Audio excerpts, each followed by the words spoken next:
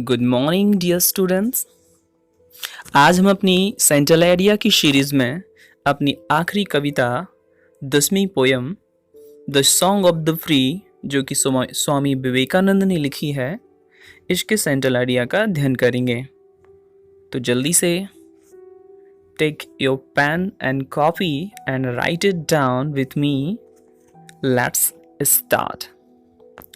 The poem the song of the free is composed by Swami Vivekananda. ये कविता song of the free Vivekananda के द्वारा लिखी गई है। He was a great saint poet. Saint means होता है संत, ऐसा संत जो कभी भी हो उसे सेंट पोएट कहते हैं। तो विवेकानंद जो है एक महान संत कवि थे। He had great faith in the divine character of human soul. उन्हें बड़ा विश्वास था कि जो मनुष्य होता है ह्यूमन सोल, उसका एक दिव्य चरित्र होता है। This power of divinity, divinity होता है दिव्यत्व, दिव्यता। तो ये दिव्यता की जो ताकत है, एम्पावर्स अ मैन, एक मनुष्य को ताकत देती है। Not to be afraid of any difficulties, कि वो किसी भी परेशानी से ना डरे, एंड सफरिंग, किसी भी कष्ट से ना डरे। इन दिस वर्ल्ड, संसार में The world is full of pain, misery, troubles and difficulties. ये जो संसार है ये कष्ट, परेशानियाँ, मुसीबतों से, कठिनाइयों से भरा हुआ है। But man must not feel miserable. लेकिन मनुष्य को miserable, कमज़ोर महसूस नहीं करना चाहिए, दयनीय महसूस नहीं करना चाहिए। Because his soul is divine, क्योंकि उसकी जो आत्मा है वो दिव्य है। In nature, उसकी आत्मा का जो स्वभाव है वो दिव्य है।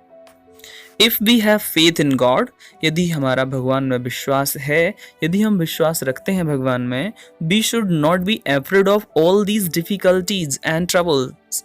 तो हमें इन परेशानियों से, मुसीबतों से डरना नहीं चाहिए। देयरफॉर, इसलिए, we must go on with courage, इसलिए हमें साहस के साथ आगे बढ़ना चाहिए। And try to achieve our aim of life, achieve प्राप्त करना, एम ऑफ लाइफ जीवन का उद्देश्य, और हमारे जीवन का जो लक्ष्य है वो प्राप्त करने की कोशिश करनी चाहिए।